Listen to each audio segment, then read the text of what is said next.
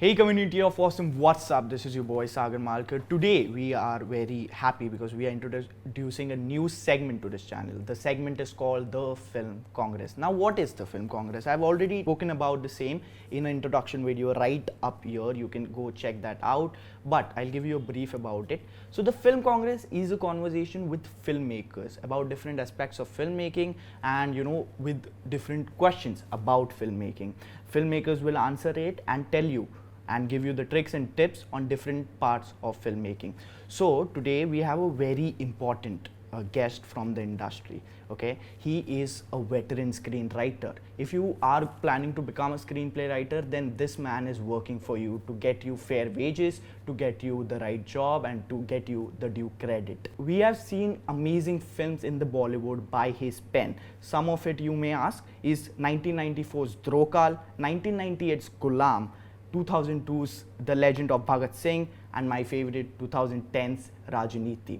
Please give it up for the veteran screenwriter of the industry, one of the finest talent the industry has, Mr. Anjum Rajabali. First of all, thank you for being here, sir. It's a pleasure to have you here. Thank you. It's a pleasure to be here. I have to say that your introduction, I mean, heartwarming as it was, it's not entirely accurate. I'm not such a great talent. As a fan of all your films, I must say it is amazing. Your work is just commendable, and your work in the field of screenwriting is also commendable. Okay. That you might talk about because I do make. Yeah, we will talk about that. So the topic for today's segment is the influence of mythology on Indian cinema. You know, how the epics, how the characters from the epics have influenced our cinema. But we'll get there in some time. I would ask Anjum sir, tell me your journey, Also in that, please include how your childhood was, what books you were reading then, because I believe that you should read a lot to write well. Right, so tell us how your childhood was, what you read, and I know for a matter of fact that because of a dog, you became a screenwriter. So please tell us that story, how you got into the industry, how such a successful person just got into the industry by accident and by a friend's recommendation. Accident is absolutely correct. Yeah. I didn't have any extraordinary childhood or anything. I come from a village, right, and my father was a farmer. Would you like to tell which village? Yes, this is a village called, in Gujarati we call it Talaja. It is from the Kathiawad part of the state of Gujarat. It is about 50 kilometers from Bhavnagar, which is a decently known town. Yeah, Bhavnagar. So that's where we used to also, while I did my schooling in Bombay and then in Belgaum, but for every vacation, twice a year, we would go and spend a substantial amount of time. Right. And there was this neighbor lady who, I don't know her name, we never knew her name, us kids, but she used to come every evening to visit my grandmother and have a chat with her. And she would, without fail, sort of narrate one story to us, usually a folk tale. The lady we only knew as Master Ki Ma because she was her son was a teacher. And I don't know her name, but I'm very grateful to her because maybe that is where the seed really dropped of how riveting a narrative can be. I mean, she was half bent, she was pretty old, and yet the way she told a story and the kind of stories that she told, it was very gripping, and I still remember most of them. So it started with that. I was fortunately had aunts who were literate. They were masters in literature. So there were a lot of books there. People used to read, our elders used to read. So I got introduced to things like Shakespeare, etc. rather early on. And my grandmother used to narrate the story of some segments of the Mahabharata, some segments of the Ramayana. She was a great fan of Krishna, so she would speak about Krishna a lot. And somewhere that introduction also took place. Grew up reading a lot, and I had no intention of becoming a writer or anything creative at all. I mean, that wasn't my inclination, and I never even considered it. You were studying something in science, I guess. Earlier, my aim was to become a doctor, but that was primarily because my father had said that, it's a wonderful profession. Not that he'd forced me at all, but he certainly had pointed out some doctors Yeah. in the hospital. where Influence we'd in the gone. subconscious So- that it's a very reputed So job. it's not a job. He Right. said it's a very good thing to Profession, do. right. I A mean, he noble says, work look, to do. yeah, exactly, all of that. So he admired doctors. So somewhere I think I also wanted my father's approval. So that sort of got Right, into right. me. That didn't work out because much as I tried for medicine, but that didn't work out. Right. Then I stumbled onto psychoanalysis, Right. which is the Freudian school of psychology, which I was extremely impressed by. I was very fascinated with it, and I think till date, if I were to speak frankly, it still remains my first love in that sense as a subject. I mean, screenwriting comes in that Yeah. sense second. And there you are, even that didn't work out. I came to Bombay actually to train to become a practicing psychoanalyst, but that didn't work out. I mean, I couldn't measure up to that, and I was blank.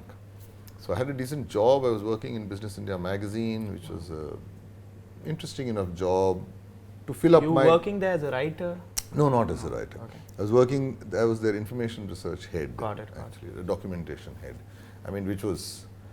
I think I was competent at it, but this is not what was giving me Exactly, joy yeah. inside. It wasn't really filling me up. So I would try my hand at becoming a book review editor. Then I said I'll become a commissioning editor for their television channel. I started handling some pages, but basically just to fill up my day with some interesting tasks. I guess that feeling of emptiness was there. And then completely by accident, I stumbled onto screenwriting. We had this dog, Right. which we didn't A know. boxer dog. A boxer, Yeah. in fact. Didn't know where to keep her during the Right. day because both my wife and I were working and long hours outside. So Right. we bumped into Baba Azmi and his Right. wife, Tanvi Who, Azmi. for the audience, Baba Azmi is a very senior cinematographer of the industry. So he was your neighbor and you... Yeah, also known as Kaifi Azmi's Right. son and Yeah. Shabana's brother. Right. Yeah. Lovely individual, Right. absolutely. And through that dog, because they agreed to keep the dog during the day, we would keep the dog at night. Right. So we were meeting every day. Right. Became good friends, family friends. Thick friendship, earned me a friendship for life. He wanted to become a director. Right. So because he and I would often discuss cinema and this film, and everybody is a critic. So when I had things to Exactly. say, this didn't work, that didn't work. It's all very easy to say that. Right. We're all experts. Right. But he began to insist. He says, since your mind seems to be inclined towards stories, why don't you write me a screenplay? I said, you're out of your mind because I have no clue. I hadn't heard the word screenplay until Right. then. So I had no idea what a screenplay looks like, how to write. In those days, Sagar, there weren't books or internet wasn't there. I mean, there's none of these sources through which you could ascertain and self-learn find for that. out, Nothing was there. So I kept resisting, saying that I'm the wrong choice for you.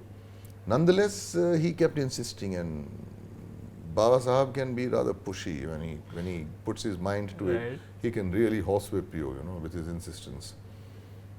So one day, I decided to give it a shot, and I still remember the day. It was, I think, 9th of February, Wow. 1992. Yeah. So I sat down on a Sunday evening, and I thought, let me write. What do I write? How do I write? So let me write what I would like to see.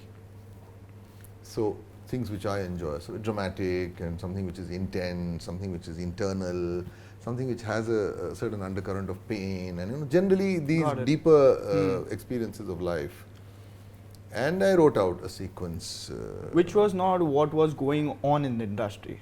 No. Right. I mean, I didn't even know what was going on in the film Okay. industry. I just sat down and I wrote. Were you what I then felt. exposed to the Western cinema? Yeah, by then one had seen. No, Right, one had right. seen. I mean, that way there were movies which came out on in the cinema halls, and then at some stage I had acquired a DVD player. I remember in '87. So, yeah, a couple of times a week, 3 times a week or so, I would definitely watch a movie, and a lot of them would also be Western films. I mean, international films. So, given this, I wrote something, I didn't know how to write, so I wrote as I saw it on the screen, Right. so as it was unfolding. So it was as if I was transcribing, Which is screenplay. which I discovered later is actually the Screenplay. the simplest way to Of, because you see things, Right. because it's a medium which will play on the screen, it's not going to remain on the page. And I narrated it to him, I read it out to him, and he liked it very much. And that reaction did make me sit up and wonder that Should I take this? enjoyed writing it, and he's saying that he likes it, it is good. So, and I respect his opinion because he's an experienced person. Yeah. And as a result of which I thought, let me give it a shot. Right. So that's how it began as a hobby. Got Turned it into a serious hobby. Yeah. But I had my job, which I held Got on to. And then a series of lucky, serendipitous accidents took place further. I bumped into Govind Nihalani. We got talking. We realized that at that moment we were talking about similar themes, about morality and, betrayal and self-betrayal and, redemption and, these kind of issues which we began talking about. Went a little bit into mythology, came back. So he asked me to read what he had written and he felt that he was not moving like he should. So whether I would rewrite it for him. So I agreed to take on that thing. So that became my first professional assignment.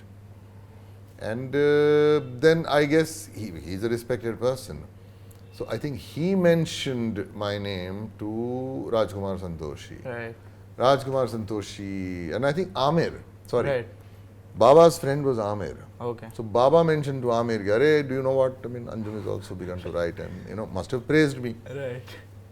So, and Amir and Raj met Govind Nihalani. So, in the sense, those days, because there weren't that many writers who were serious about actually writing. Right. And So Amir by- sir is one of the few actors who identifies good writing, Yeah, he is. From that time. He's known to pay Yeah. close attention to To the scripts. writers, and yeah. that's true. So, given this, I got a series of offers. I mean, Got which just because of the buzz. I mean, nobody Right. had seen my work, really speaking. Nothing had come out. Nobody asked to read a single script that I may have written, even on spec or anything. And it sort of, I got a series of offers. I mean, even Subhash Ghai also heard about me, so he called me and he gave me an assignment, paid me. Okay, it didn't work out. Then so many, Shekhar Kapoor, and I mean, so generally it was odd because this buzz went around. Then, there's some guy, who really writes and, he speaks about cinema and whatever, nothing. I was a complete novice. I mean, it's not Right. that I understood writing or I had become a very good writer or not at all. Right. It's just like hawa chali. And that's how this whole thing began. So for 5 years after I started writing, seriously, I still held on to the job. I didn't give up the Right. job. Which I'd like to focus on right now, Ah. because I'll tell you, so we also have an entrepreneurship podcast, I right? see. And where we often talk about how you Uh-huh. should take calculated risks and not just jump into something, right? Hmm. So he kept his job and still tried following his passion, and now today he's one of the greatest writers, at least I know. Will you stop using the word greatest He and is, talented he is. and stuff? I'm not. I am I'm a good quite- judge Yeah. of scripts by now because I've had 27 years in the But I business. think should- you're biased towards your work. It's great. Okay, you're entitled to your opinion. There's freedom of expression, but I have to tell you that I do not agree with that. Seriously. Yeah. So also your answer brings me to my next question. You said that that time you wrote the screenplay the way you saw it, Yes. in front of your eyes, which now is popularly known as screenplay. Okay. I'd also like to tell audience that he was the first person who brought formal education in screenplay. He still heads the screenwriting department in Whistling Woods International, and he is the honorary head of screenplay writing. Was. Oh, you were in. No, I was. I mean, I was there for 12 years. Right. And then in 2016, I formally resigned from that position as honorary But head. you were the one who started it there, Yes, right? yes, Yeah. yes, So he that's right. introduced formal education in screenplay writing. So if you are a screenplay, he's already working for you out there to get you your due credit. Also, he made sure that you are getting a formal education, right? So, right. So, sir, in this screenplay, right? I remember Saurabh Shukla. One director was mentioning that Saurabh Shukla sir took one film to the Bachchan, Amitabh Bachchan sir, right? It has such gravitas, no? You can't even take the name, right? But so it. I'm sure he's seeing this. Right. So I wish if you're seeing it, sir, we'd like to have you on a podcast anytime. But Saurabh Shukla sir took it to Amitabh sir. Right, and he told that I'm very happy to see, Amitabh sir said, I'm very happy to see a script because in today's age, not many directors or writers bring a script to me. They just bring a DVD to me from the West and say we have to make it in Hindi. Or they bring 2 DVDs and say we have to make the first half from this and the second half from this. So I would like to ask you, how was the screenplay culture, how it is, and how do you see the future of screenplay in India? I'm glad you asked this question because I think people should know that I think the field of screenwriting has taken great strides forward. As I told you, that in 1992, when I actually took up writing, there weren't many writers who were exclusively doing screenwriting. Right. Also, I was told, I didn't go do a survey or anything, but I remember Mahesh Bhatt telling me when he met me for the first time, he said, I believe you actually write. So I said, but I am doing screenwriting and obviously I will write. He said, no, I mean really write. So I said, yeah, I write. I write on the thing. I said, why do you ask? Why are you so amazed with that fact? He said, because not many people write. They're writers, but they don't write. They discuss, somebody makes some notes, ideas are thrown about, and based on that, dialogue is written and scenes are constructed. Nobody writes a complete in that screenplay. Sense, in that time, the films were made on the sets rather than on paper first? They were made with ideas, at best it went to stories. Like one-liner, story, etc. etc. That was their style, so be that as it may. Right. But it led to a lot of uncontrolled sort of experiences, filmmaking, I have also been sometimes called in to write a movie which they had begun shooting. Wow. And then they said, this scene we knew would be there, but now you have to write the whole screenplay. They had a story idea in mind. So they shot the film? Yeah, not shot the whole film. They had started shooting. Some parts. Yeah, some and parts. Then told you to write accordingly. Yeah. Wow. You see, and because the person who was heading it was somebody who was known to me, which I won't name, but I gave it a shot. Fortunately for me and for them, the film closed because the lead pair, who were supposed to be having in a relationship, they broke up, so the film got shelved. It was mad those days, Today you find that people are much more professional, and even ex-lovers and others, they are comfortable working. Exactly, and which is how it should be. There's a different persona, in your personal Films life. Are a different life altogether. Profession is different. But earlier it wasn't like that. It was crazy. Exactly. It's been an insane film industry, I'm telling you. So yeah, it has been earlier, not many people wrote complete scripts, which is why this bound script, bound. What is a bound script? A script is a script. You see, you don't have to bind it each time. What they meant by bound is that it's complete. Right. मुकम्मल रूप से लिखा गया है. Then the culture, of course, did begin, and now today there's been a sea change in that respect. Huge change. There hasn't been a continuous process though, There was the golden era of Salim Javed, but again then it's not like the culture developed, but now it is much solid. Yes, now it's absolutely the norm. Yeah, not only is it that no film goes onto the floor unless the script is made, no actor, from what I can see, agrees to do a film until he has a complete script that he does have. Likewise, the producers, financiers, etc., marketing and all those people. But I'm saying it's also that even without having an assignment, there are so many people today who are writing, and actually the saving grace, I suspect, is coming from there. Spec writing. When an individual who wants to be a screenwriter gets into the identity of a writer and says, regardless of whether I have an assignment, regardless of when I will have an assignment, I want to write, I have ideas, I have a story in my mind, I want to write a screenplay for that. He sits, he carves out time and he writes it. Like I told you, I had a full-time job, yet I was writing it. Nobody could stop me from writing it. Wake up early, write in the evenings, write on Saturdays, Sundays, holidays. Use your time to write. That is happening in a very, very big measure today.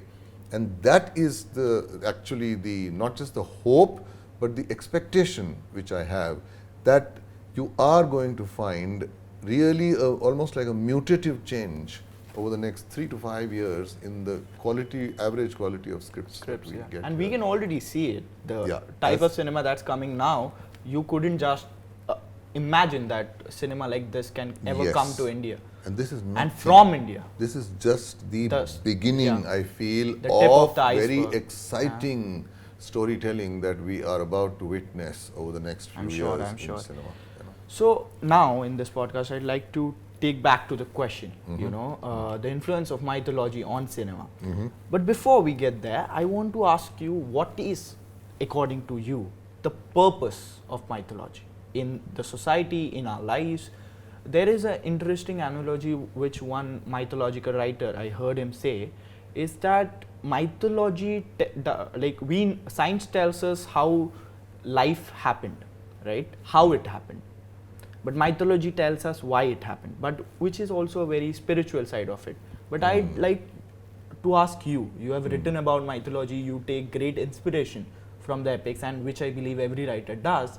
What is the purpose of mythology according to you?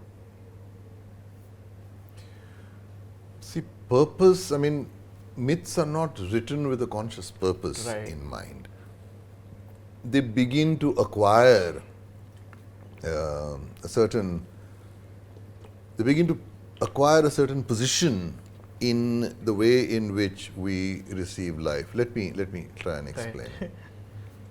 See, myths begin like stories. I mean, it could be taken from real life. There could have been an incident actually which took place. I mean, maybe the Mahabharata also began because I think there was, I hear there was a great war which took place, you know, as a result of which it grew. Now, in narrating that account, it begins to acquire a certain meaningfulness by people getting into the reasoning, the motivation of why the war could have taken place, going deeper into the characters' internal dilemmas, thinking, anxieties. If you're taking a character like Duryodhana, then his envy, his anger, his hatred. Now, suddenly you begin to discover that for a person to be so motivated so as to risk a war across the subcontinent because he refuses to let go of what he believes his position is, how intense and how deep and how strong must that attachment be to those feelings, where you don't mind hundreds of thousands of people being killed, but you will not let go of that feeling, that position. And this makes you realize as the myth progresses, because the myth is not written by one person, really speaking. It's told and retold and retold and retold over centuries. If you look at certain archaeological references in these two epics, you can even date them, I believe, to like 3500 BC or so. Yeah, absolutely. So obviously, if you realize that the story began there and it began to acquire a lot of depth and a lot of dimensions and layers as it proceeds and is told and retold, you begin to see that every time it was retold in a significant way, certain insights about the human personality, about the human condition began to emerge. That means the story went deeper and deeper and deeper.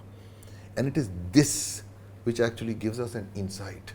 This is what makes us somewhere aware, experientially, dramatically aware in that sense of ourselves, become aware of humanity. And we begin to see the correlation between the magnitude of the actions which happens in myth to the depth and intensity of the feelings which are motivating, which are giving rise to those actions, etc. And this makes you understand how strong this must be. So in that sense, to put it very simply, Sagar, I would say myths are an external dramatic depiction of the inner world, inner turmoil of the human condition, in that sense. So those are the insights which it gives you. Now, why are these? Why are myths even today?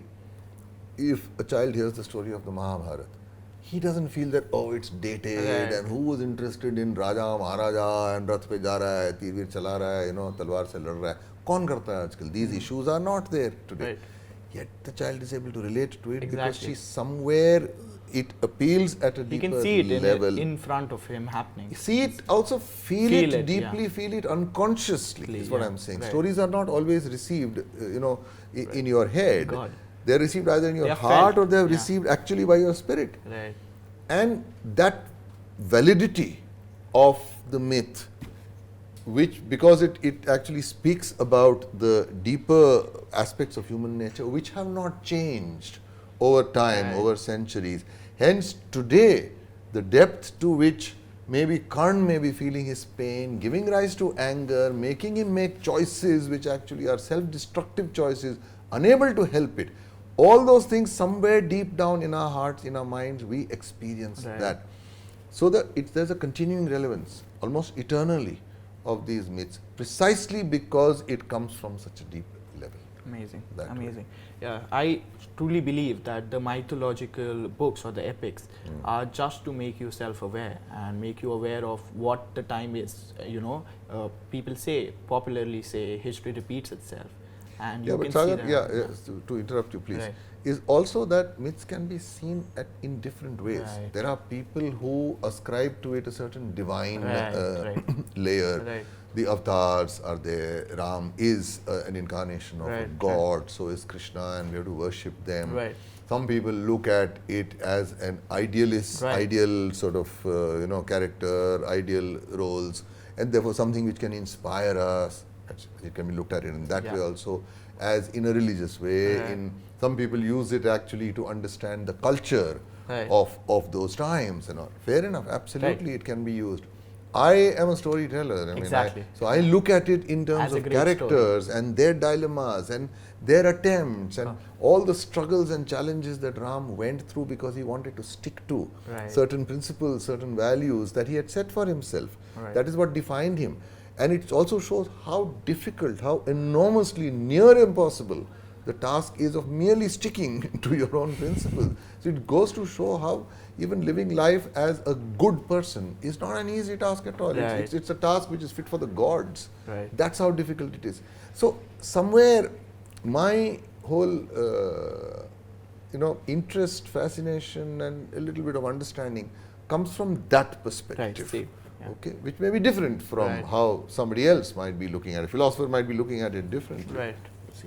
Exactly. And which also brings me to my next question, which is very connected to what you said, is that how does one read mythology? Like you said, right, there is a sect of people who see it in a very religious way. They see Ram as the god and Krishna as gods, right, which is completely fine. But when you read it, the line between good and bad, right, because you have to have a war, thousands will be killed. So the line between good and bad, though the sides fighting are good and bad, but still there is death involved, right? So the line between good and bad in these characters get blurred, and you get to find the different layers of humanity and of a person. So how does one read it? How does one read it? Definitely, I know that one should read it as a story, but what should be the conscious effort while reading it? Sagar, I'm afraid, according to me, there should not be a conscious effort. Okay, the story by itself, like every story, I mean, whether it's a classic film or whether it's a novel or a short story or a play or a mythology or myth, you don't approach it with a certain mindset, nor actually with a certain expectation, barring a simple one that you expect to be engaged. Correct? Now this engagement which comes, every good well-told story has to make sure that you are gripped enough by it as to want to know what happens next, etc. Such that if the story, somebody took it away from you midway, if the book was snatched away, you would feel very frustrated because you're so involved in it. So that sense of involvement, that sense of engagement is required. Pulp keeps you involved for the duration of the story that you're reading or the film that you're watching, and after that, it doesn't stay with you. Classics stay with you. You tend to revisit them because they come from a certain deep position. They have a very close observation of human behavior, human nature, which you tend to revisit and discover new things every time you reread it. Myths go the deepest. So myth, when you are reading, the point here is that to not see it with a certain prejudice that, oh, this is either a religious text or this is about old things which are taking place, which is not really relevant today. The point is to not even see it in a childish way, that, oh, these are all meant for kids, all these big demons, etc. Because mythology has the ability to appeal to a child as well as a 2-year-old child. And I say this from experience. When my child was actually 2.5 years old, I started speaking with him and telling him the story in the simplest of ways, where his question used to be, oh, is that person good or is that person bad? Right. So he was looking at it in binaries. Fair enough. And I had to introduce him to the idea that sometimes there are good Grades, people yeah. who also do bad things. Right. That is perhaps the grade that you're referring to. Right.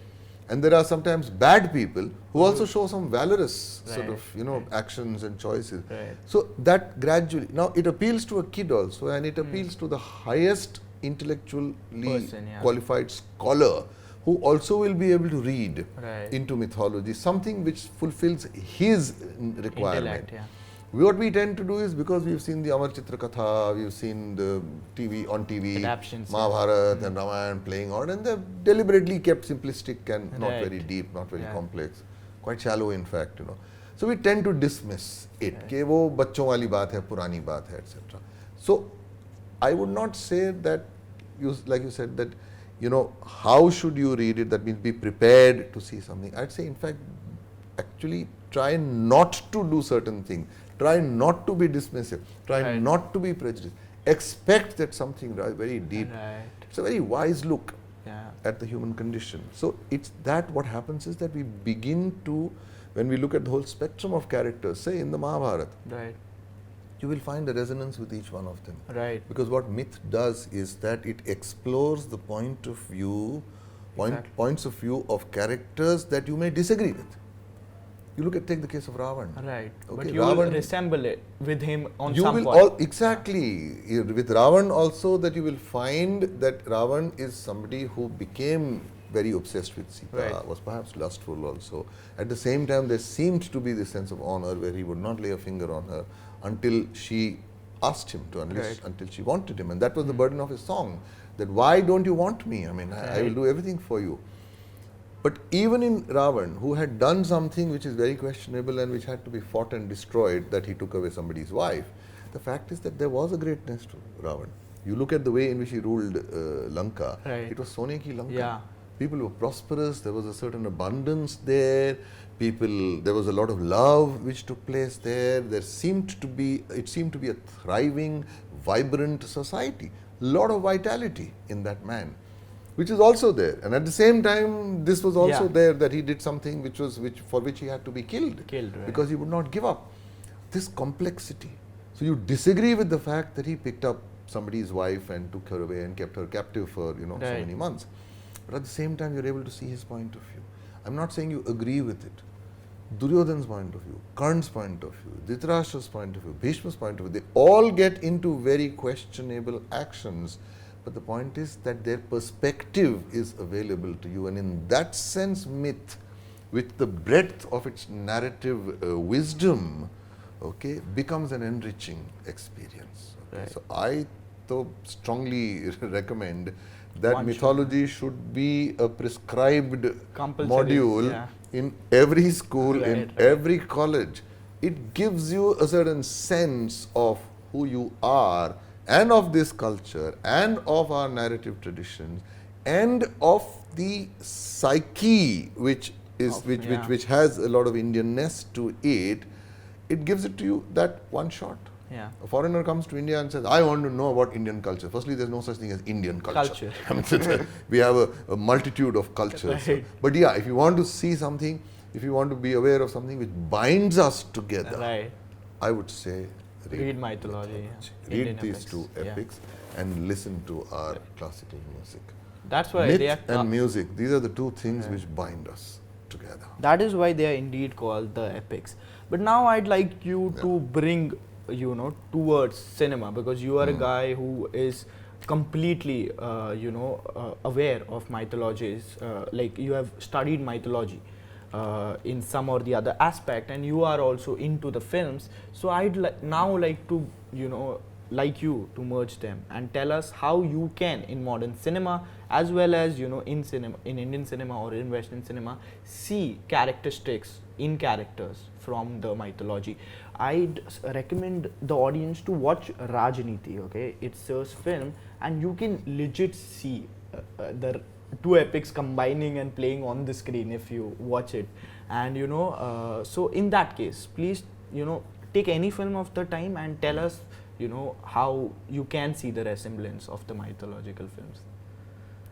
See, first and foremost, you seem to have the habit of describing me in some rather superlative terms that I am completely aware of mythology. No, I don't think anyone can be, and I am just a student of You mythology. are one of the who are studying. I am comparing you to an ordinary man. Sagar, hang on. I'm saying that yes, I am. If you want to characterize me, then you would say I'm a lover of mythology. Right, yeah. So he's a lover of mythology. Yeah, say that in fact if you want. And I'm a student of mythology. I am really fascinated. I'm very interested. I find it hugely engaging. Okay, Right. Find it very beautiful. But the fact is that I'm not a scholar. Right. Of that. I mean, I'm sure there are mythologists, there are scholars. I think maybe Dr. Devdutt Patnaik is there. He's a scholar. Devdutt sir is the one who told mythology tells us why life happens to us instead of. Yeah, Devdutt has a particular view which I respect, etc., which maybe the whole angle and the perspective may be different from the way in which I look at it, which is fair enough. Which also goes to show that one can look at mythology from different spectrums. One can, and in whichever way you look at it, you will discover a treasure. You will discover gold. Right. Okay. Right. So that way. So your question was about the resonances that you find in. See, it is true that regardless of whether the writer, director, filmmaker is familiar with the actual text of our two epics or not, there are certain archetypes which you find which are deeply embedded in mythology because they are also deeply embedded in human nature. Beings. Correct. Right. And since mythology looks at the depths of human beings, which is why they find their thing there. And good storytellers are also drawing from life, they're drawing from themselves, they're drawing from certain central questions which keep recurring in life and in relationships and with human beings. As a result of which both seem to draw from the same source. Difference being that mythology remains at that level where it allows the depth to be reflected and projected in the form of the actions of the characters, whereby if you look at the actions of the characters, whether symbolically or literally, you are able to get a sense of what is going on deep inside of them, right? What sort of a person this fellow is. In films, you will find certain of some of these archetypal situations recurring. Let me take a couple of them. Yeah. See, the whole war of the Mahabharata was because of a conflict. Right. Now that conflict, if you look at it on the surface in material terms, it was about the kingdom. Right. That Duryodhana was supposed to have, they were supposed to get back the kingdom, Duryodhana refused to give it, and as a result of which the war had to take place. But if you really look at it in a slightly abstract term, what is it that Krishna tells Arjun when Arjun says that I do not want to fight, that when he sees his grandfather, his teacher, his uncle, his other cousins, etc., he says, no, I'm sorry, I don't want to kill them. Right. So to hell with the land, to hell with the kingdom, I don't want that. Right. And Krishna is the one, which is why Bhagavad Gita becomes so central, so important. Gives him a perspective. Gives him perspective at both levels. Number one, he says, what is the conflict about? Right. The conflict is not about land. Conflict is not about the kingdom. It's not even about your rights, okay, important as they may be.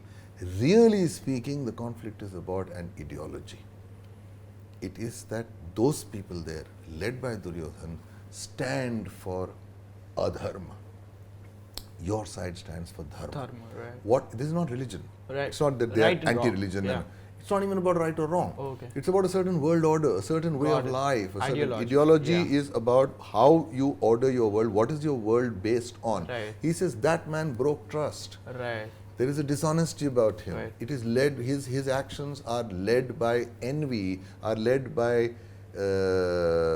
anger, are led by hatred, and as a result of which he will compromise on all those values. And that person is going to be the king of this society. Do you want a kingdom which is led by a man who you cannot trust, who is dishonest? Right. Okay? who breaks trust. He gives his word and he doesn't keep his word. Right. Okay, you can't. Is that Right. what you want? You people represent people who are true to their word, etc. So there is dharma. Right, that's Yeah, the yeah. one ideology. So it is that. This is the opposition, and Right. so therefore the fight number one is about this. Right. Okay, so don't tell me that it's for the land. No, you're not doing it for the land. You're doing it for this. Number two, who are you? You claim that you are at that moment Arjun, who is the grandson of Bhishma, who is the student of Drona, who is the nephew of Vidur. No. Here, the identity which you bring to this war, to this conflict, is not that of your personal relationship. Here, you are a warrior for this cause. So, you are a force which is fighting for an ideology called dharma. They are a force fighting for an ideology called adharma. So, Bhishma is not your grandfather. Bhishma is the leader, in fact, of the a side which is evil. Right. And it is that force which has to be destroyed. Right. Whoever stands for that. Right. At that moment, he is not fighting as your grandfather. He is fighting as somebody who leads that side, ideology. who actually is supporting that. That And hence, it becomes important. Right. So suddenly, the whole perspective in his mind Changes. also becomes Right. clear. Yeah. I mean, this I am giving you just two things Yeah. about the large Bhagavad Gita. Right.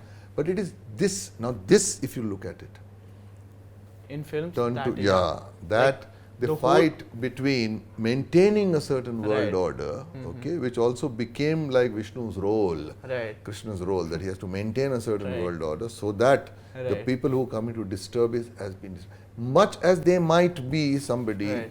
who actually somebody you may be your brother, somebody who you do agree with. You know, sentimentally, I mean, Right. emotionally, you do have a relationship course, with, yeah. and yet what that person is doing, his actions are destroying this. Now, Right. translate this into law. Right. Say law and order. Right. Which is why you have films like Ganga Jamna, you have Right. films like Diwar, you have films Right. like Mother India, Right. okay, where somebody is actually trying to break the order law. of the Yeah. Much as you do know that that person believes in justice. Right. Yeah. Okay, that the world has been unjust to his brother. Jamna knows that in Ganga Right. Jamna. And yet because his actions, if it is not controlled or if it is not destroyed, then it is likely to change the whole way in which your society has been ordered, which is based on law. Right. Yeah. And hence that person is shot Right. dead. Which, Then you also take the whole conflict of the way in which Krishna has to behave in the Kurukshetra war. Now this is a different perspective Right. that I'm bringing in. May not be what others yeah, talk agree about. with yeah. That there are rules of the war. Yeah. Right. Krishna realizes that if I were to stick to the rules of the war, we are likely to lose. Right. So there is Yeah. that cause would Yeah. be defeated. Okay. Right. In which case it would be injustice. So they stand for the cause of justice. Right. And hence it becomes essential on the night of the 9th day, he takes Yudhishthir to Bhishma's camp, and he asks him, how can you be destroyed, grandfather? And Bhishma says, I will not fire against a woman. So he installs Shikhandi, if you remember, who was born a woman, Right. and puts Arjun behind. Now this is Right. cheating. Yeah. This is actually cheating that you're doing. But Krishna advises that because he Right. realizes that I find is the sophistication of the Krishna character, where he realizes that I may have to use sometimes dishonesty to defeat dishonesty, so that honesty can prevail, Right. ironically. And he does that. Even with Drona it is done that, if you remember. Ashwathama is dead and Right. Drona is sort of tricked into laying down his arms. Jayadratha is killed like that when the sun is Right. hidden. Okay. Yeah. So sometimes this whole conflict between justice and law. Right. Here also it is the case of that you Right. want victory because you want justice to Right. The triumph. ultimate cause. And on the other hand, if you follow the rules, you're unlikely, you may not be able Win, to, yeah. and hence it becomes important Right. to do. So these dilemmas you find frequently occurring in so many films. Right. Which is like the basic narrative, you know, that Take, film yeah, uses. exactly. Take the case of the two personas. I mean, the Arjun as the warrior for a cause here, and Right. Arjun as a relation of those people. I mean, Right. grandfather, grandson, Right. student, etc. But when you're doing this, Right. then you cannot allow this to influence that. You understand that? That means you're fighting then, okay, for that. And when you're in a personal space with your grandfather, you can't think of Right. the war there. So it has to be kept separate. Separate, right. In this identity, this operates. In this identity, that operates, which is a very deep Jungian construct of archetypes called persona. that how you behave differently in different roles. And this also you realize comes out as one of the recurring dilemmas of Hindi films, Right. of most films, but Hindi films, since we are referring to Hindi films, Right. that if you are a judge or if you are a cop, and even though the person opposite may be Right. your lover, your friend, your brother, but at that moment you are have a to, yeah. police officer and he is a criminal and you have to stop him, Right. and if need be shoot him down, Right. and which they have done. Right. Okay. At the same time, you cannot, I mean, you are not therefore denying the fact that he is your brother, and you continue to be grateful to him. Right. You will grieve for him like you do, and yet at the same time there should be no regret while you are fulfilling Right. your duty as a police officer. So this, I'm saying, this clash of internal identities, this clash of personas, Right. is something that mythology repeatedly brings home to you recurrently, to tell you that you have to be aware that these dilemmas are eternal. They will continue to recur. Happen You will and happen. continue to fight against them. You cannot say, okay, it's over. I've Right. understood that. Now there'll be nothing. Once again, the stake might be higher. Because that's how I might be teaching, and I can say that even though a friend of mine is a student, I will still be a teacher with him, and Right. I will be strict if need be and all that, and I will not be partial. Tomorrow morning it might be my son. Right. Tomorrow morning it might be my son who maybe it is his last chance to pass. I don't know. So mythology reminds us that do not be complacent about assuming that you have actually resolved Right. these deeper archetypal dilemmas, because they continue to Yeah. recur. Right. They continue to recur. The fear and hatred that men have of the feminine, I mean, it continues to recur in these Yeah, things. throughout their Yeah, films, you see what happens to Shurpanakha, you Right. saw what happened to Draupadi. Okay, humiliated in the worst possible way, with every man in that sabha colluding either actively or passively. Right. The Pandavas also facilitated it, didn't it? I mean, he staked her. He staked her. Okay. Bhishma and all that, they allowed that to happen. I mean, all those wise people sitting there. Karn, who we look up to as, being noble person, he encouraged Dushasan to make sure Right. it happens, and he shut up Vikarn, who tried to speak up the Right. Kaurava brother, and sent him out. And so all of them, all these men got together and actually degraded a woman. And you also realize the consequence. You did that and the war became inevitable. Right. I mean, you spilt her menstrual blood on the soil, yeah. on the earth, and the Right. earth took away a sea of blood Right. eventually. So these deeper issues which continue to cause upheaval in our lives, they come because of these unresolvable issues, these unresolvable turmoil and dilemmas of the human condition, and that is where mythology becomes so important, so valuable. Right. I'm sorry you asked a small question and No, I no, just no. went on. That is what the whole podcast is about.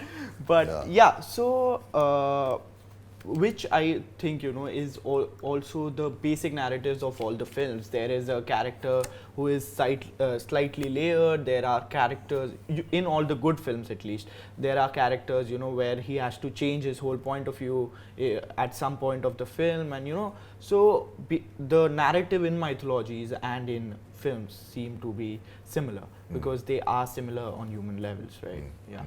So I would also like to ask you, you speak about different characters from mythology and how they are layered and how there's something or the other to learn from each one of them. Which one character from both the epics, whichever you want, is your favorite and you think is amazingly written in the sense of writing as well, but personally as well? Which is your favorite character and why? Tough of question. course. Most characters are, most key characters have been Right. written very well and etched course, out, yeah. in very multidimensional, complex, interesting ways. And mythology bhi aisi cheez hai na. It's like a pitara of treasure, correct? Right. Of jewelry, gold, Right. ornaments, gems, precious stones, etc.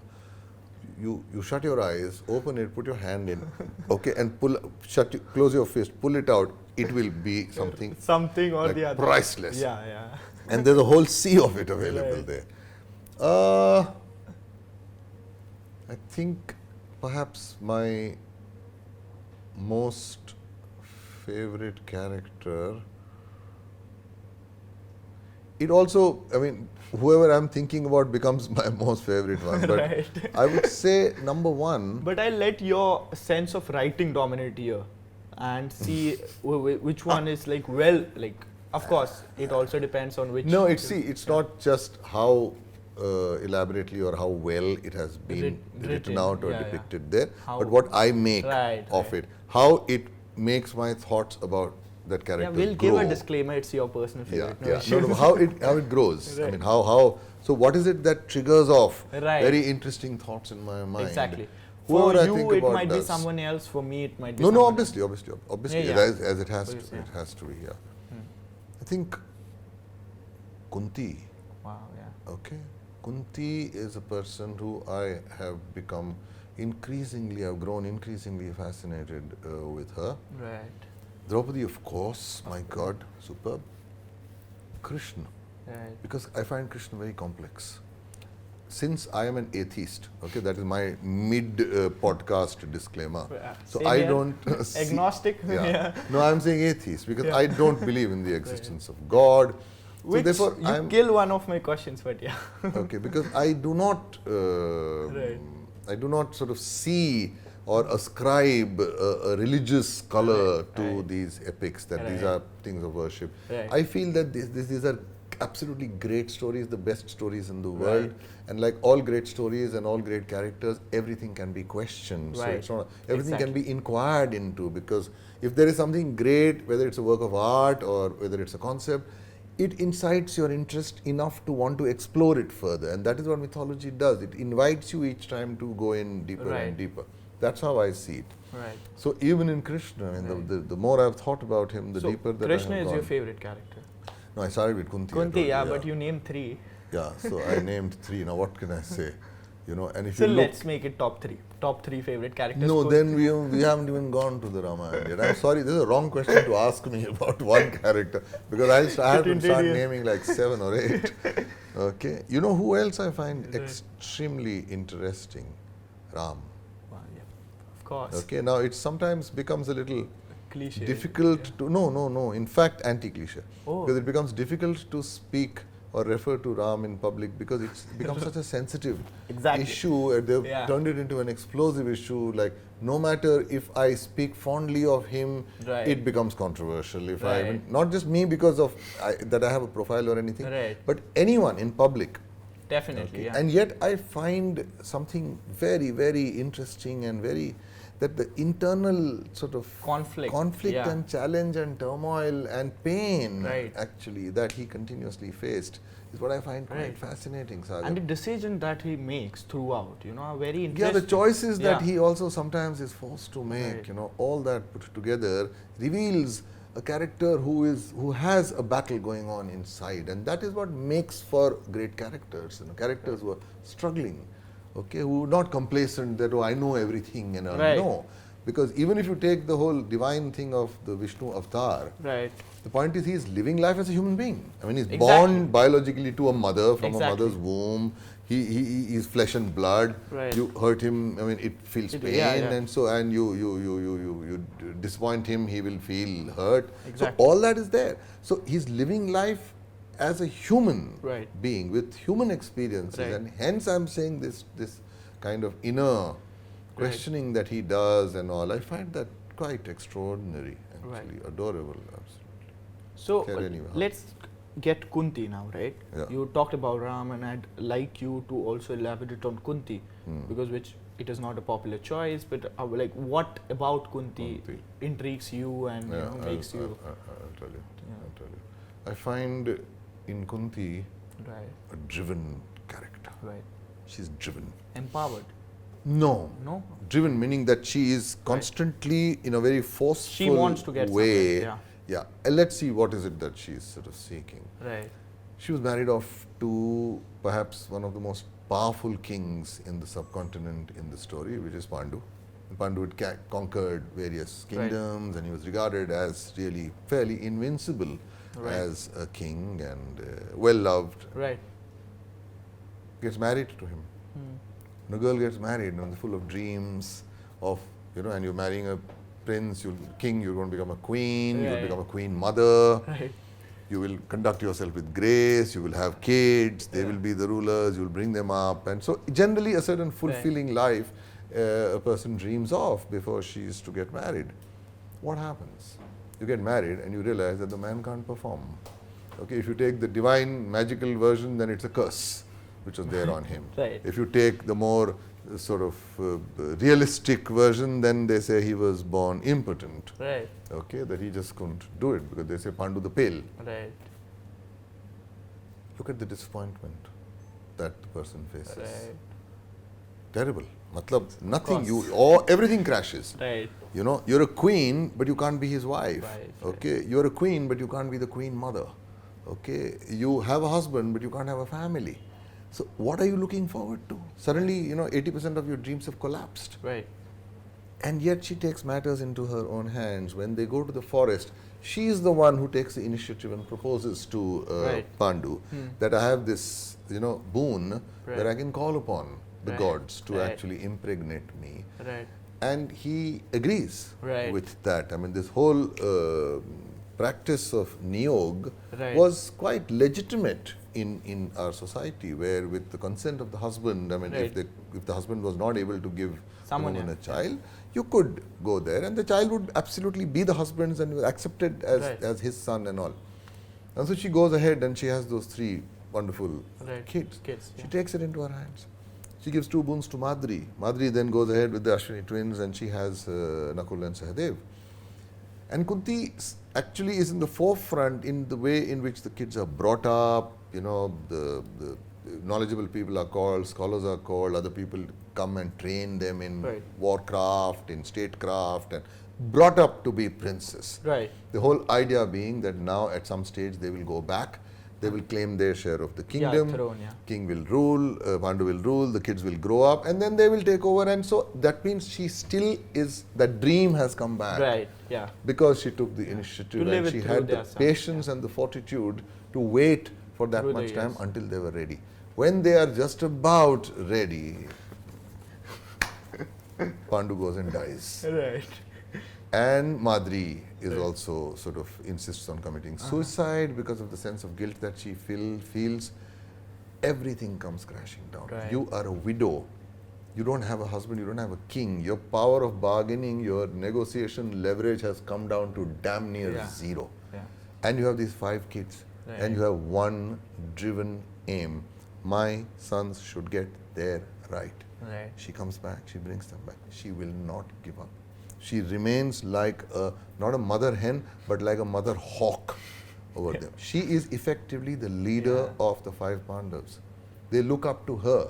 She occupies the role of the leader, of the patriarch and the mother in every. It's a marvelously tall statured woman who holds these 5 together, and she also knows that if their unity cracks even an iota, we stand an ice cream's chance in hell. Right. There is no way in which they will get their right. And her main aim is, my sons are princes.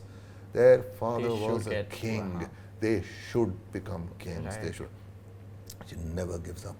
She continues to do that. She realizes that Bhim is in danger because Duryodhan poisons him and stuff, and she makes sure she remonstrates with the elders. The elders have not taken cognizance. Duryodhan hatches an evil plan of burning them in the middle of the night as they sleep in the Lac Palace, in Varnavat.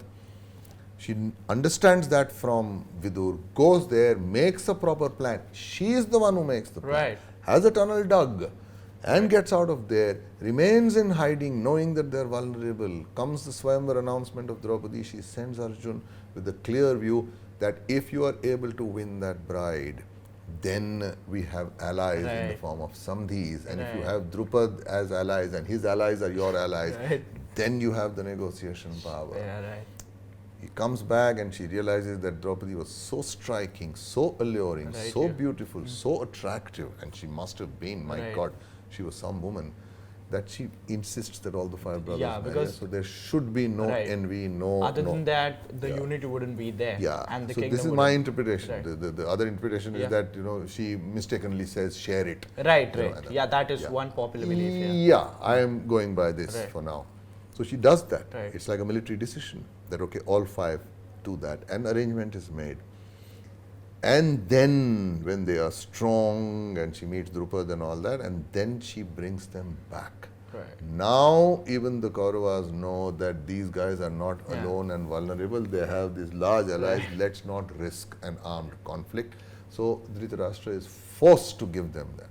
Right. She makes sure that she guides her children to build a hugely fertile, prosperous kingdom out of that barren ruins, land, Khandavprasth, which was given to them. Right. So, having done all that, the Rajasuya is performed. She is presiding over her children, happy that they're doing well. Finally achieved her thing after this huge setback. Two setbacks. Managed to bounce back, and Yudhishthir goes and squanders it all. And can you imagine her frustration and her outrage? Like, what have you done?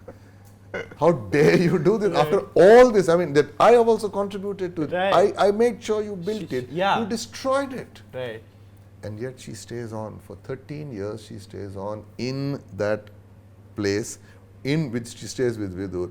Can you imagine the number of taunts she must be receiving from Duryodhana, from her own son Karna, etc. That your kids have already screwed up and they've gone.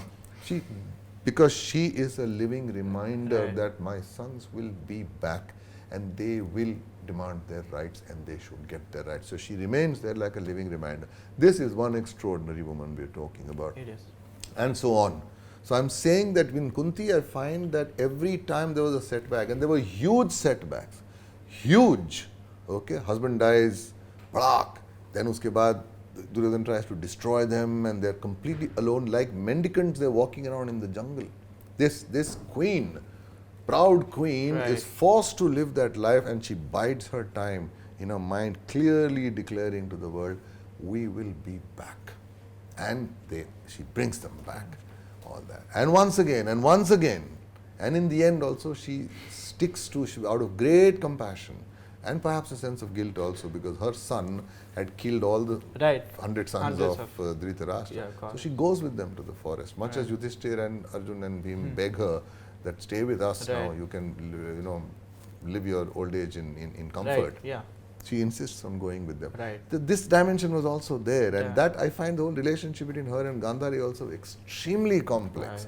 Their kids are sworn to kill each other and yet they manage to salvage their bond and their mutual affection for each other. So it's this, I'm saying, when you dwell over any of the characters, you suddenly begin to realize that there are so many dimensions, because the myth, the epic, the text of the epic doesn't give you a psychological analysis of them. It's not a commentary. But through these various actions, in this summary that I have given you of 5 minutes of Kunti, you begin to realize that there is a lot to her. Whereas you tend to relegate these women into the background. These were people who were also there. It's not about being also there. They made it happen. They were the reason. You take Kunti away, nothing would have happened. There are no Pandavas. Nothing would have happened. Nothing. They would have bloody died, without any children and all. She's the one who takes the initiative. She all this put together, she changed history. So did Draupadi. So did Gandhari. You remember the tying of the thing? That it changes the course of history. Ganga, Satyavati, Amba. These are people who made the story happen. Which also, brings me that in that time also, the female characters were so empowering and so well written in that time too. Much against the common perception. The perception that we have is the patriarchal version which has been handed down to us and to children. One should go back and see these characters. One should dwell on that and cut through the patriarchal prism and the color and the prejudice here. And to see, to me, if I were to be allowed to make a sweeping statement, I would say the Mahabharata is essentially the story of its women. It is. These are the strong women which actually you just take the female characters out, and to me there are no epics anymore. So it also, like you of course mentioned that you are an atheist, and which was one of my questions here. So the two perspectives at the very start we said were that one is very religious and one is like a story, right? So my question is, for the first half of it, is why are you agnostic? Of course, that's Not agnostic, atheist. oh, sorry. Agnostic is me. the person who agnostic says, is me. yeah, that God may be there, may not be there, it doesn't matter to me. Yeah, right. To me, no, I'm taking a clear position. Right. Yeah. Exactly. So why, why is it, and I don't know. I mean, to me, my question, in fact, to the believers would be why. Yeah, exactly. So, to me, it seemed like I'll tell you. Which also seems to me, the more you understand the mythological epics or any scriptures for that matter of fact, is the more you understand the. Yeah. So Sagar, I believe in human struggle. Right. I believe in kindness, in Right. compassion. I understand disappointment, pain, frustration. Right. I try to see goodness in people. So all those things which maybe religion exhorts you to do, it says that deep down all of us are one. It says find the God in yourself. For me, the definition of God is the ideal. Right.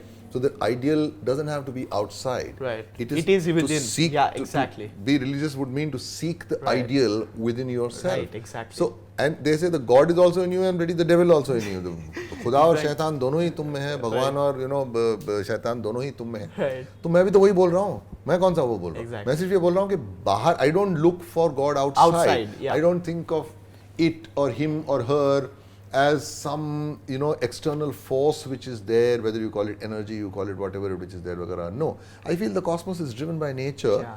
Okay, and that is fine. I find a lot of natural energy, and which is out of evolution, which I believe in, it has taken like thousands and thousands and millions and millions of years for it to be what it is right now. And so it's a doing of that. It wasn't sort of made by some divine force in one day. It allowed things to happen. So all that I understand. I understand pain.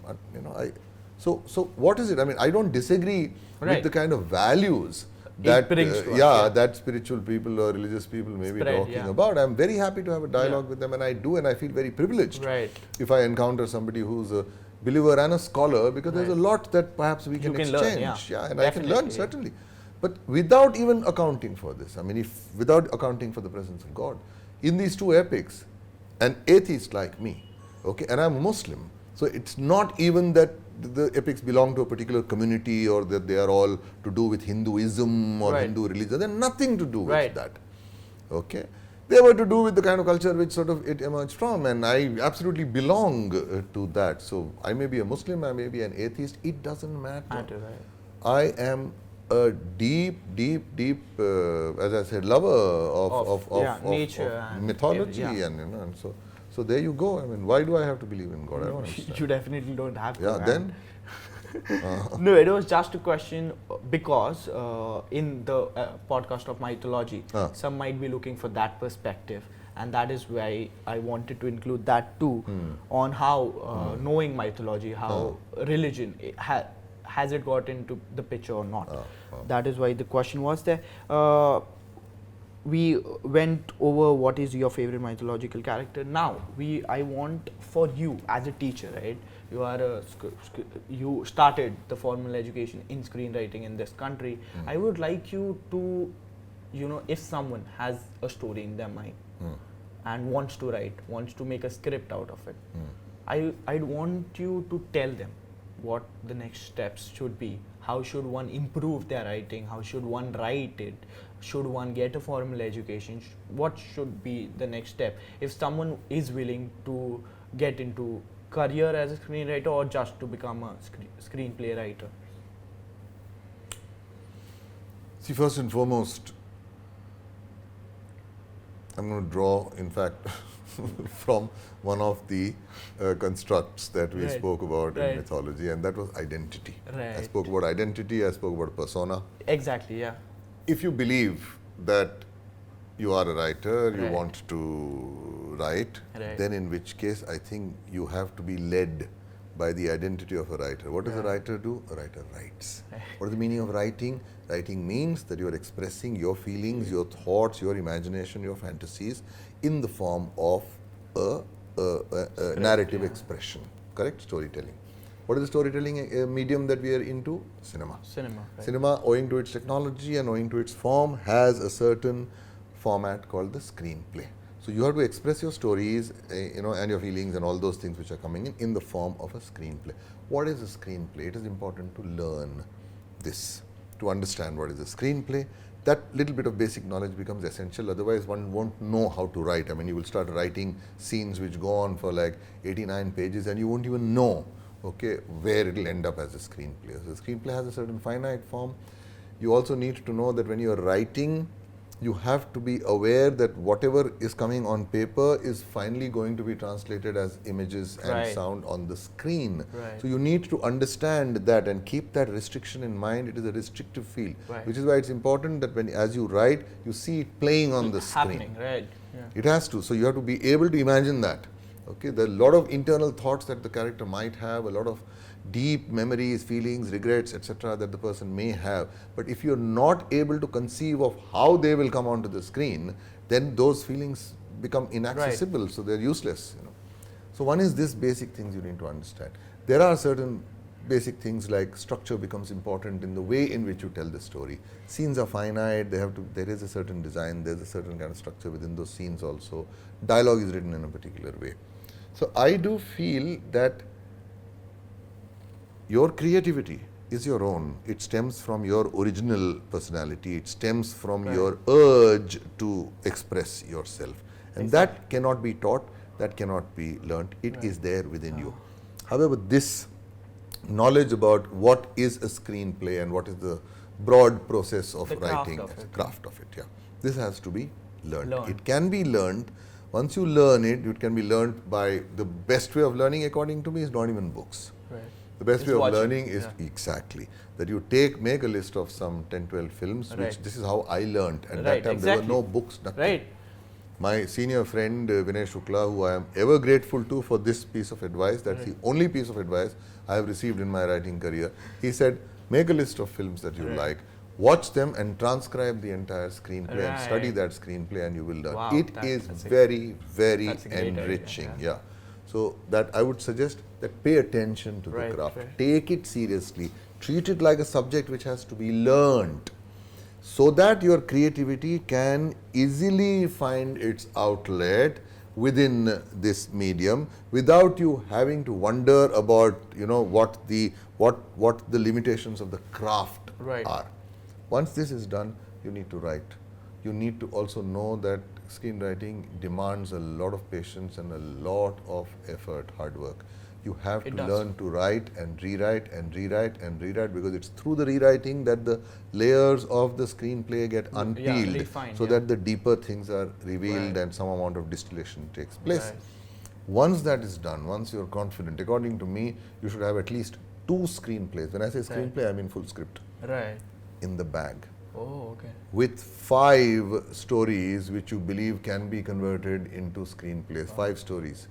Have this with you, because number 1, it will confirm to you that indeed maybe you can write.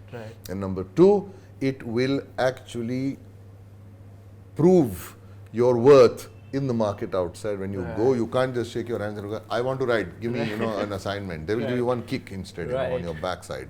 You need to be able to show, because work gets work. So those things become your calling cards. Even if they don't like that script, they might like the fact that you have written that and that you write in a particular way and that you write well, in which case it will become your business card. It will get you work. And this is how you need to go. Apart from that, you need to be a little conscious about what your rights are. You need to understand a little bit of the responsibilities and the legal aspects of the contract. Also where I'd like to introduce Screenwriting Association that you are a part of. I'd like you to talk about that also and how people of course. The Screenwriters Association is actually the trade union of screenwriters here. We have about 30,000 members. Is it for the based in Bombay? No. There are 5 associations right now in Bombay. One is for Tamil, one is for Telugu, one is for Malayalam, one is for Bengali. All the others seem to fall under our purview, because Bombay was the all the filmmaking capital of India. As a result of which, yes, of course, I would recommend that you become a member of the Screenwriters Association, whereby you can register your scripts. You can also get some protection in Right. terms of You that can they get will copyrights defend and your stuff like right. You cannot copyright, really speaking, because copyright is a legal thing. Right. But what you can do is that there is a dispute settlement committee which will investigate and entertain your complaint. Right. If So you once suspect you that have it's an been idea, plagiarized. once you have an idea, you register it with Well, Screenwriting Association. technically, Sagar, ideas you don't register. So Right, once a- you have a a script, story, yeah. once you have a story, you must register it. Then as you develop it, every Right. version, I would suggest you register Update it. it, yeah. These days, online registration Right. is also possible. Plus, the Screenwriters Association has a whole host of initiatives Right. which are designed for screenwriters to help Right. screenwriters. You know, including workshops, conferences, Right. fellowships. We also there are a lot of other forums and events that we organize by which young writers can come, Right. they can learn, Learn, they can right. interact with them and belong to a fraternity. So that community feeling Right. we have engendered, and I think There it is, is useful for Which I would also recommend. So there are some videos out on YouTube. I link them down in the description, which Anjum sir has done, I think in the Ahmedabad Lit Fest or something like that. Yeah, So there's a 2-hour video which sir is teaching about screenwriting, which I think one should really watch. Oh, it's there? There's Yeah, it something is like there. this on YouTube? So Yeah. when Oh, I I didn't was know that. going Oh, through okay. my research, I saw it. There's a 2-hour video of you. Really? Yeah, teaching in the Ahmedabad Lit Fest on Ah, how to write. Gujarat Lit Fest. Right, yeah. Really? Yeah, Oh, okay. and it is so informative. So one should watch that. Also, if you have a story ready, get it registered with these guys, and they'll take care of the rest. So yeah, that was broadly about this podcast. So first of all, thank you very No, much not for at being here, sir. And it's a pleasure to have you with us. I have requested Anjum sir to make out a list of of movies of Indian cinema as well as Western cinema, which we will be linking down again in the description, which you can go through and learn and refine your craft. Thank you. It's my Not at pleasure all, to have and you as here, was sir, quite Anjum sir. obvious, I enjoyed speaking with you. It's and, lovely having you. yeah. Thank you. I think you liked the video very much. If you did, then make sure you hit that like button out there. Tell us in the comment section how you liked the video, okay? Share this with your friends, because if you share intellectual content, they'll know that you're smart too, huh? But share this video and press that bell icon out there so that you get regular updates on our videos. Here are some of the videos that you might want to check out, which we made in the past or which we'll make in the future. So let's end it the way we do. Stay healthy, stay awesome, do some awesome stuff. Remember that you're one of you, can live a kick-ass life. Be kind to one another. Thank And you. after you do all of that, sit down and write. And on that note, farewell mates.